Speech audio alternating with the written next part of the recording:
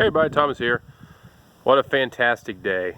We finally had a cold snap, we finally had some rain, and now we're just enjoying this fantastic weather. Right now it's about 75-ish degrees, nice breeze. What I'm talking about today here is the sawmill building. So the sawmill building, the build went very well. I had about 450 bucks invested into this building, most of that being the metal on top and the screws. The post, again, I got from doing a deal where I created some wood cutting services, and then a lot of the hardware I had left over from a previous job, but I cut all the wood myself, as you all know, with the sawmill, and it was great. So what did I not like about the sawmill shed? Well, I didn't really have an area to store the tractor. That was the biggest thing I had a concern with, thinking about it throughout the week. And then I said, you know what, yesterday I took it upon myself, how about I just go ahead and modify it? Let's correct that issue. So yesterday I got a lot of work done. I essentially built a lean-to section off the side of the mill, large enough to store my tractor in. So now the tractor and the mill are in one location. And as the movie quote goes from Step Brothers, so much room for activities. So I have cleaned up, by not having this wall right here between the sawmill and the tractor. There used to be that wooden wall there. I now have a lot of room to maneuver around.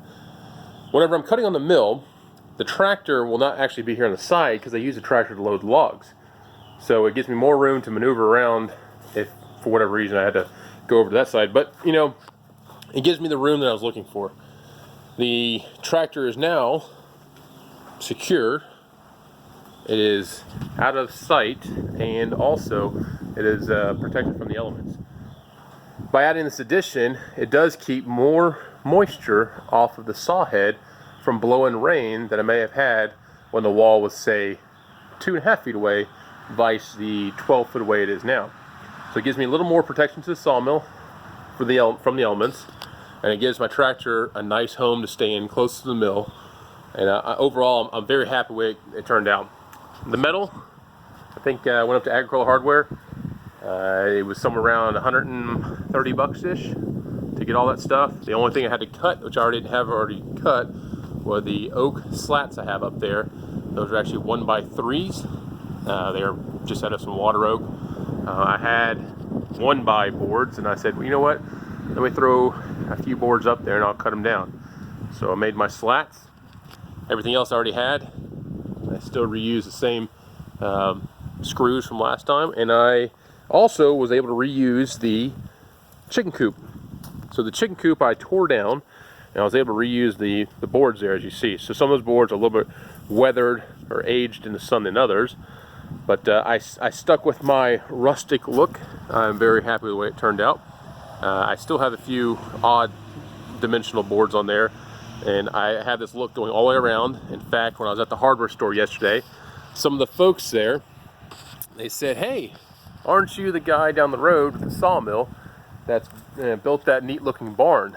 I said, yes, I am that guy. It's not really a barn, it's a sawmill shed, but I appreciate the comments. And they also went on to say that, they've heard a lot about me in the area and how people talk about a lot of the wood that I cut up. So that's great. I'm very happy that my name's getting around there as being a guy who cuts up wood in the local area, and that's just great. Down here in Agricultural, Mississippi, there's not a whole lot going on, but I like it that way. It's in the country and it's away from the cities. So, hey guys, the weather's gorgeous.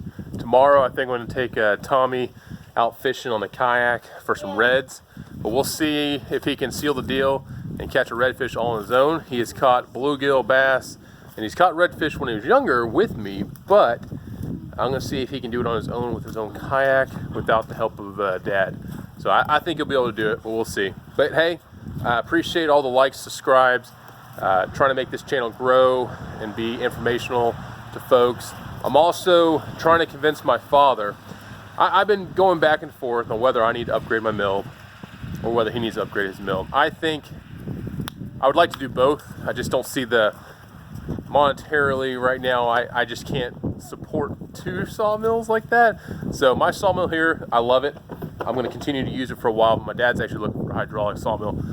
I'm trying to convince him to upgrade to a Timber King 2000. or I'll get a 2000. I don't know. We haven't worked out the details yet, but the Timber King 2000 would be a great sawmill, and just the capability it has, I mean, it's unmatched. But again, hey, thanks for all the videos, the likes and subscribes to the video. Hope you enjoy the channel, and more to follow. Have a good one. Thanks.